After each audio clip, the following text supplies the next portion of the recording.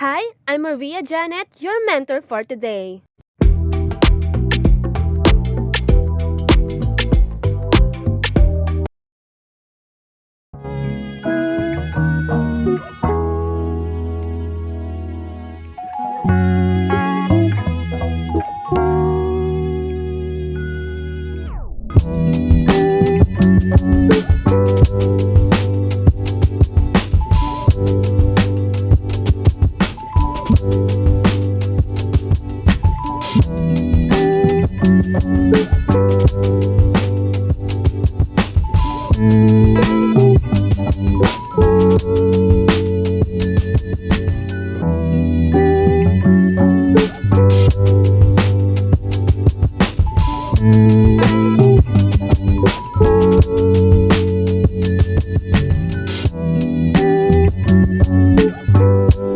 Are some examples for common monomial factor.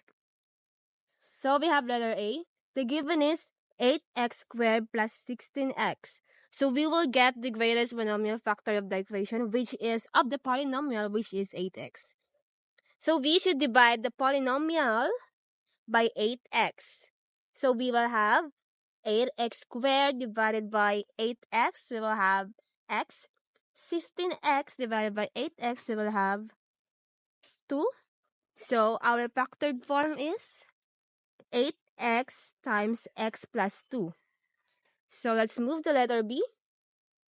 The given polynomial is 12x raised to 5 y raised to 4 minus 16x cubed y raised to 4 plus 28x raised to 6.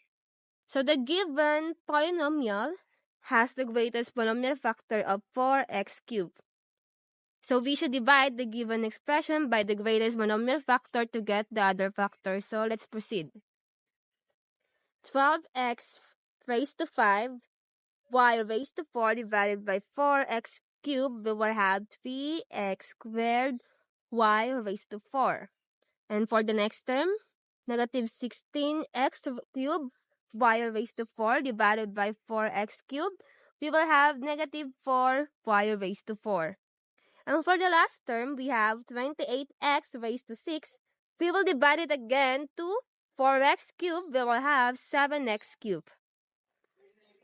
For the final answer, we will have 4x cubed times 3x squared y raised to 4 minus 4y raised to 4 plus 7x raised to 3.